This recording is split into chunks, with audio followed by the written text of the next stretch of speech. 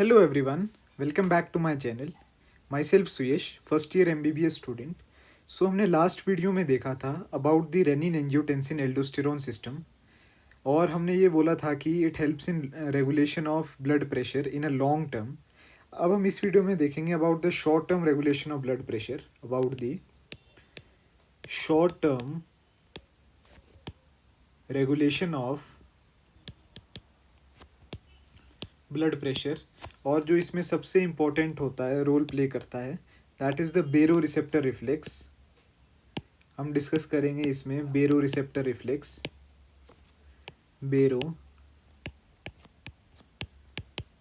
Receptor reflex के बारे में. तो जो बेरो रिसेप्टर्स है they are also known as mechano receptor. जैसे नाम से ही पता लग रहा है बेरो रिसेप्टर तो कुछ प्रेशर से रिलेटेड होगा, इतना तो क्लियर है. तो it is also known as mechano receptor. तो चलो शुरू करते हैं, देखते हैं इसे हम मकैनो रिसेप्टर क्यों बोलते हैं और बेसिक क्या मैकेनिज्म होता है इसका बॉडी में आउट दी बेरो receptor reflex. So let's get started. Next slide. तो सबसे पहले हम लोग एक यहाँ पर सिस्टमिक सर्कुलेशन बनाएंगे. ये हमने हार्ट बनाया है, दिस इज़ दी हार्ट. यहाँ पर ऐसे नोड प्रेजेंट है जो सबसे ज़्यादा एक्शन पोटेंशियल जनरेट करता है. So that's why it is also known as the pacemaker of the heart. ये इसका सिस्टमिक सर्कुलेशन है, this is the systemic circulation. और फिर यहाँ पे ऐसे नोड है और ये तो हमें पता ही है कि यहाँ पे जो बंडल ऑफ हिस के थ्रू परकिंजी फाइबर्स आते हैं. तो अब हम दिखाएंगे यहाँ पर कैरोटिड साइनस.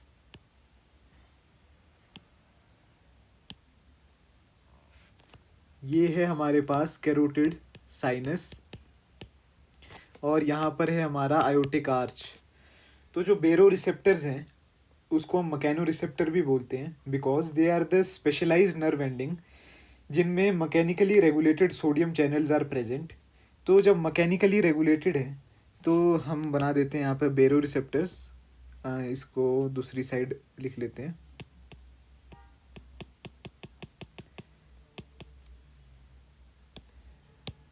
इसको दूसरी साइड लिख लेते हैं ताकि बनाने में आसानी हो. ये है हमारा कैरोटिड साइनस. तो अगर कैरोटिड साइनस और आयोटिक आर्च पे पहले डिफ्रेंशिएट करें तो कैरोटिड साइनस ज़्यादा एफिशिएंट होता है क्योंकि it is sensitive to both increase in BP as well as decrease in BP. ये ज़्यादा एफिशिएंट होता है carotid sinus. Whereas the aortic arch है it is more sensitive to increasing BP. पर अगर बीपी डिक्रीज हुआ then their rate of firing does not significantly come down. तो ये याद रखना है कि कैरोटिड साइनस इसमें ज़्यादा सिग्निफिकेंट है. अब हमने बेरो रिसेप्टर्स बनाने हैं. तो इसकी सरफेस पे प्रेजेंट होते हैं बेरो रिसेप्टर्स, आयोटिक आर्च की सरफेस पे एंड कैरोटिड साइनस की सरफेस पे. जो कैरोटिड साइनस के थ्रू आते हैं ये नाइन्थ नर्व के थ्रू और आयोटिक आर्च के थ्रू, आयोटिक आर्च के ये आते हैं टेंथ नर्व के थ्रू. और इन्हें हम नाइन्थ और टेंथ नर्व को बफर नर्व भी बोलते हैं क्योंकि ये बीपी की बफरिंग में हेल्प करता है. तो अब देखते हैं हम जो ये बेरो रिसेप्टर्स हैं इसको मकैनो रिसेप्टर्स इसलिए बोलते हैं क्योंकि ये मैकेनिकली जब स्ट्रेच हुए, सपोज पहली कंडीशन लेते हैं, हमारी बॉडी में बीपी इंक्रीज्ड कंडीशन में है. जब बीपी इंक्रीज कंडीशन में है तो ऑब्वियसली ब्लड जब यहाँ फ्लो हो रहा है तो ब्लड यहाँ भी फ्लो होगा. जब बीपी यहाँ पर इंक्रीज पोजीशन में है तो ये स्ट्रेच देगा कैरोटिड साइनस की वॉल्स पर. और कैरोटिड साइनस की वॉल्स पर जब स्ट्रेच आएगा तो उसी की वॉल्स पर बेरो रिसेप्टर्स भी प्रेजेंट हैं. तो हमने ये देखा कि baroreceptors are the specialised nerve ending having mechanically regulated sodium channel. तो जैसे ये स्ट्रेच किए कैरोटिड साइनस की वॉल्स पर, बेरो रिसेप्टर्स की सोडियम में इन्फ्लक्स हो गया, इसमें सोडियम इन्फ्लक्स हो गया बेरो रिसेप्टर्स के नर्व्स में. और जो रेस्टिंग मेम्ब्रेन पोटेंशियल से ये थ्रेशोल्ड की तरफ चला गया leading to a depolarising current और एक एक्शन पोटेंशियल स्टार्ट जनरेट हो गया यहाँ से through the ninth and tenth nerves, that is the buffer nerves. अब यहाँ से देखते हैं हम ये कहाँ जाता है, नाइन्थ टेंथ नर्व के थ्रू गया. अब हमें यहाँ पर सेंट्रल नर्वस सिस्टम बनाना पड़ेगा. अब हम यहाँ पर CNS बनाते हैं. सेरिब्रल कॉर्टेक्स बनाएंगे हम, brain stem, pons, medulla, spinal cord हमने बना दी। ये हमारा स्पाइनल कॉर्ड है, this is our spinal cord, pons, this is our pons, this is our medulla. तो जो पॉन्स और मेडुला की जंक्शन पर कुछ न्यूक्लियस प्रेजेंट होते हैं। एक न्यूक्लियस तो ये है, न्यूक्लियस ऑफ ट्रैक्टस सोलिटेरियस, यहाँ पे लिख लेते हैं इसी कलर से, nucleus of tractus solitarius, this is the nucleus of tractus solitarius. उसी के साथ एक न्यूक्लियस प्रेजेंट होता है, that is the cardio inhibitory centre, उसे दूसरे कलर से डिनोट कर देते हैं हम, कार्डियो इनहिबिटरी सेंटर। फिर दो और न्यूक्लियसेस प्रेजेंट होते हैं, एक है कार्डियो एक्सेलरेटर सेंटर, एक है cardio accelerator centre, and the last one is the vasomotor centre, और एक है हमारे पास वेसोमोटर, एक है वेसोमोटर सेंटर। तो जो बफर वाले नर्व्स हैं हमारे पास, 9th एंड 10th नर्व्स, ये अपने एक्शन पोटेंशियल की फायरिंग लेके पहुंच जाते हैं न्यूक्लियस ऑफ ट्रैक्टस सोलिटेरियस की तरफ। अब जब यहाँ पर बीपी ज़्यादा है तो फायरिंग ज़्यादा होगी, और यहाँ पर एक्शन पोटेंशियल ज़्यादा होगा।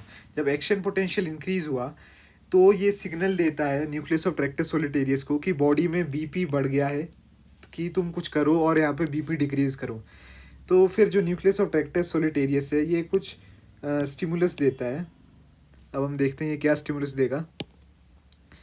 ये जो हमारा कार्डियो इनहिबिटरी सेंटर है उसे पॉजिटिव स्टिमुलस देता है, एंड जो vasomotor centre and cardio acceleratory centre उसको नेगेटिव स्टिमुलस देता है। तो जो पॉजिटिव स्टिमुलस दिया है इसने to the cardio inhibitory centre, वो वेगल नर्व के थ्रू, अब हम वेगल नर्व बनाते हैं, यहाँ से आया ये वेगल नर्व के थ्रू आया, और ये एसिटाइल कोलिन ला के सिक्रीट कर देता है इनटू द एसए नोड। जब इसने सिक्रीट किया तो उसकी वजह से जो इनहिबिटरी सिग्नल्स गए, हार्ट रेट कम हुआ, कार्डियक आउटपुट कम हुआ, सिस्टोलिक बीपी कम हुआ, और फिर उससे it has led to the decrease in mean arterial pressure, और ब्लड प्रेशर कम होता है। सो डिटेल में अगली स्लाइड में बात करेंगे, अभी ये ब्रीफली देख लेते हैं। फिर अगला है हमारे पास, this one is the cardio acceleratory centre. इस पे नेगेटिव स्टिमुलस गया है, ये सिंपैथेटिक होता है, इस पे नेगेटिव स्टिमुलस गया है, ये भी जाता है ऐसे नोड की तरफ। जब नेगेटिव स्टिमुलस है तो जो नॉर एपिनेफ्रिन वगैरह है वो कम रिलीज़ होते हैं। जब ये कम रिलीज़ हुए तो बीपी कम होगा, हार्ट रेट कम होगा। अगला है हमारे पास वेसोमोटर सेंटर। तो जो वेसोमोटर सेंटर हैं वो 2-3 साइड्स पर एक्ट करते हैं, सॉरी वेसोमोटर ब्लू कलर से डिनोट है, वेसोमोटर दिखाते हैं, ये है हमारा वेसोमोटर सेंटर जो ब्लू कलर से डिनोट किया है। ये 2-3 जगहों पे एक्ट करते हैं। एक तो ये आर्टरीज की मसल्स पर एक्ट करते हैं और आर्टीरियोलो डायलेटेशन कर देते हैं क्योंकि ये नेगेटिव सिग्नल आ रहा है, और ये वेन्स पे जाते हैं और वीनो डायलेटेशन कर देते हैं। ये एड्रिनल ग्लैंड पे जाते हैं जिससे कि एपिनेफ्रिन को डिक्रीज कर देते हैं ब्लड में, and it will lead to decrease in the blood pressure. तो अब अगली स्लाइड में देखते हैं थोड़ा डिटेल में कि इनके इंडिविजुअल फंक्शंस क्या क्या होते हैं। So next slide. अब हम सबसे पहले देखते हैं जो कार्डियो इनहिबिटरी सेंटर को जब बीपी बॉडी में इंक्रीज हुआ है तो न्यूक्लियस ऑफ ट्रैक्टस सोलिटेरियस ने इसे पॉजिटिव सिग्नल दिया। अब देखते हैं ये पॉजिटिव सिग्नल का क्या करेगा। तो हमने डिस्कस तो कर दिया, अब इसको रिटर्न में डिस्कस करते हैं। तो जब ये कार्डियो इनहिबिटरी से न्यूक्लियस ये पैरासिम्पैथेटिक वेगल नर्व के थ्रू, पैरासिम्पैथेटिक वेगल फाइबर्स के थ्रू ये जाएगा ऐसे नोड पर, ऐसे नोड पर जाएगा, वहाँ पर जाके हार्ट रेट कम कर देगा। हार्ट रेट कम करने से cardiac output decrease, cardiac output कम होने से systolic BP decrease, systolic BP decrease होने पे हमारा जो मीन आर्टीरियल प्रेशर है, मीन आर्टीरियल प्रेशर वो डिक्रीज हो जाएगा, हमारा ब्लड प्रेशर डिक्रीज हो जाएगा। तो एक मैकेनिज्म तो ये किया बॉडी ने इंक्रीज बीपी से नॉर्मलाइज करने के लिए। अब अगला देखते हैं अगले न्यूक्लियस का क्या काम था। सेकंड वाला था हमारा cardio accelerator centre. Cardio accelerator, जब बीपी बॉडी में बढ़ा तो इसने न्यूक्लियस ऑफ ट्रैक्टर सोलिटोरियस को सिग्नल दिया, इसने इसको नेगेटिव स्टिमुलस दिया। और जो कार्डियो एक्सेलरेटरी सेंटर है ये नेगेटिव स्टिमुलस लेके पहुंचता है ऐसे नोड की तरफ, ऐसे नोड को ये नेगेटिव स्टिमुलस देता है। वहाँ पर जो सिंपैथेटिक आउटफ्लो है, जो सिंपैथेटिक आउटफ्लो उसको डिक्रीज कर देता है।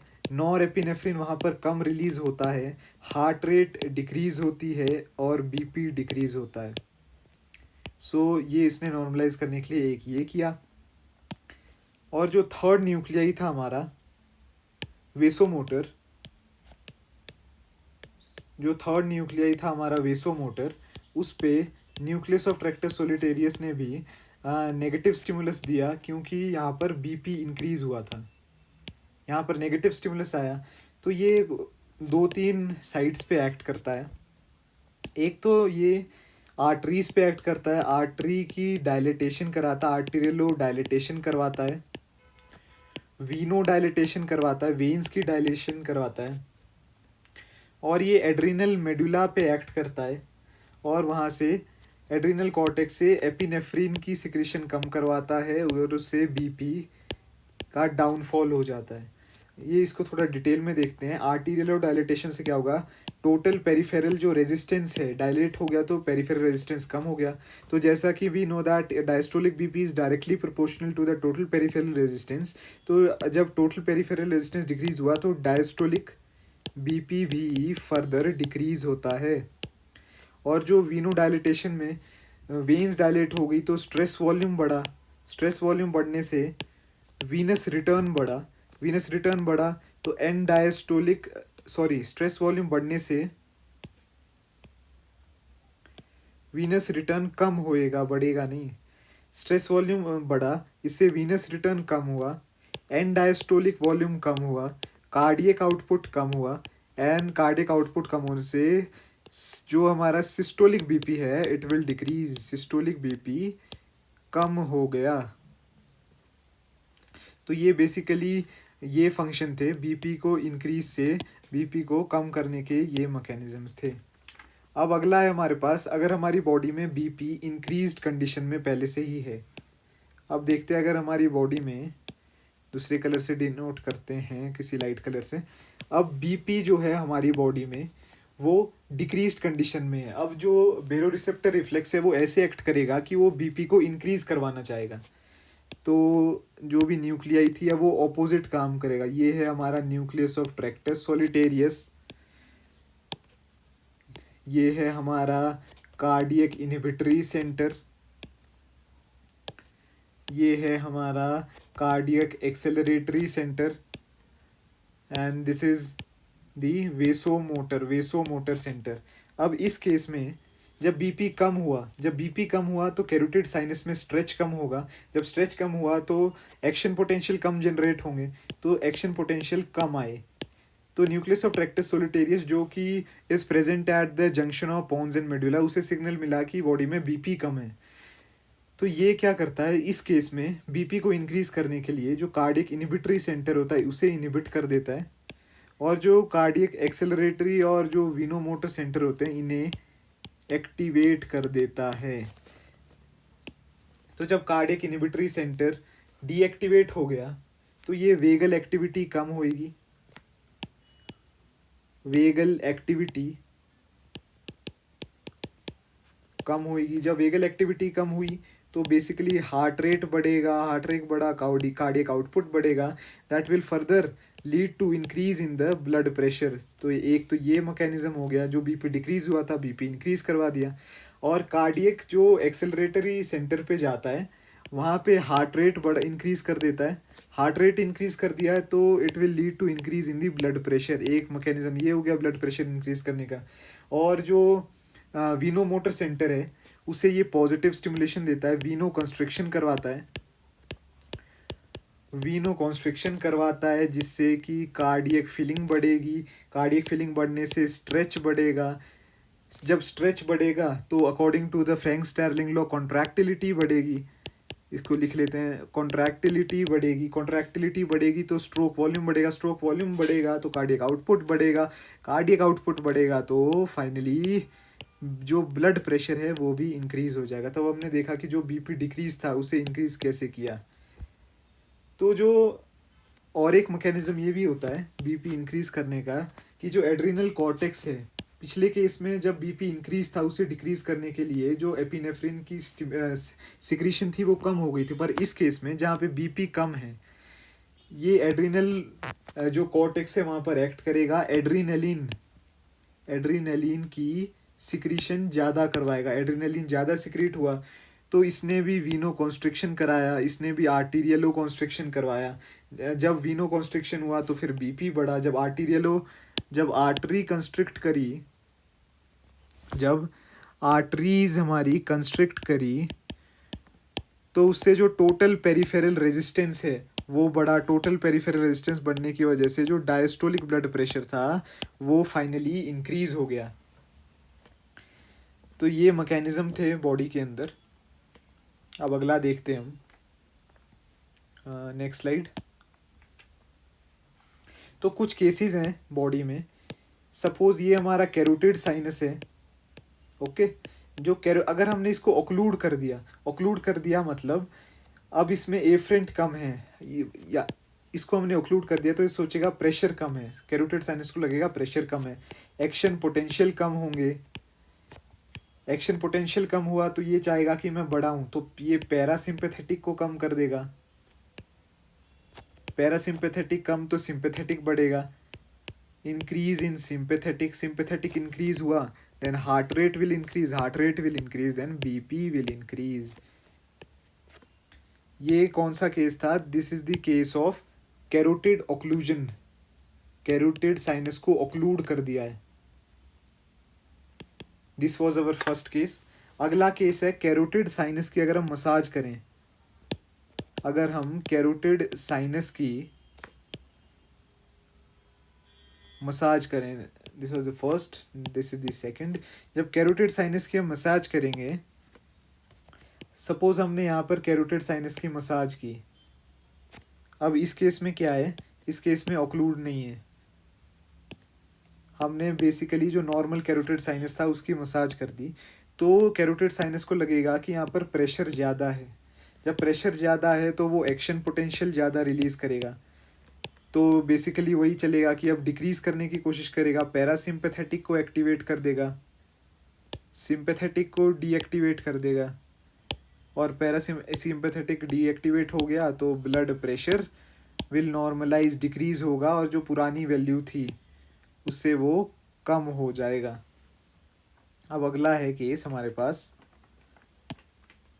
अब अगला केस है अगर हमने एफरेंट ही काट दिए, अगर हमारे पास एफरेंट्स प्रेजेंट हैं, afferents are the 9th and 10th nerve, जो कि हम बफर नर्व्स भी बोलते हैं, अगर हमने इन्हें ही कट कर दिया तो सिग्नल नहीं जा पाएगा न्यूक्लियस ऑफ ट्रैक्टस सोलिटेरियस के पास, एक्शन पोटेंशियल कम होगी, बॉडी एज्यूम करेगी कि बॉडी में बीपी कम है, तो ये एक्शन पोटेंशियल कम है तो जो सिस्टम है वो एफरेंट की स्टिमुलेशन कम है, पैरासिम्पैथेटिक कम होगा, सिंपैथेटिक को बढ़ाने की कोशिश करेगा टू इंक्रीज द बीपी, और उसकी वजह से बीपी बढ़ा, फिर हार्ट रेट भी इंक्रीज होएगा।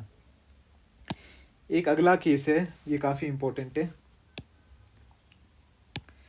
कि जब पर्सन लाइंग डाउन पोस्चर से स्टैंड करता है, इमीडिएटली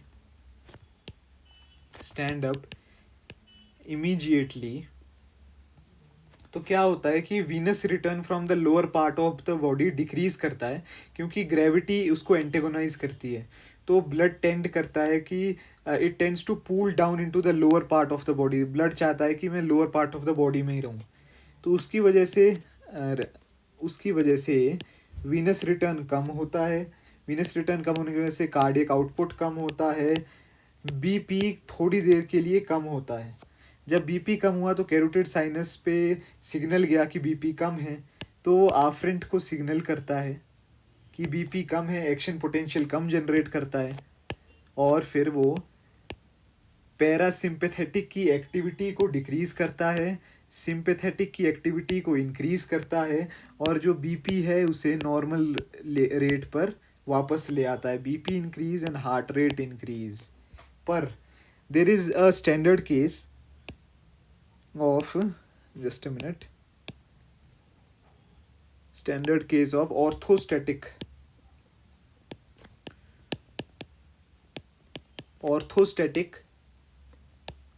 हाइपोटेंशन.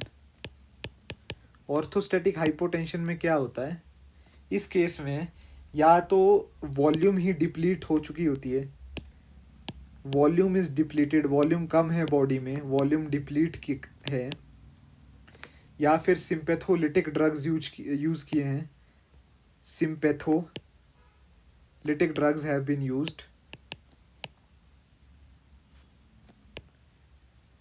या फिर जो सिंपैथेटिक रिसेप्टर्स हैं सिंपैथेटिक चैनल्स के, उसे ब्लॉक कर दिया है, या फिर आर्टरीज जो है वो डायलेट कर दी गई है.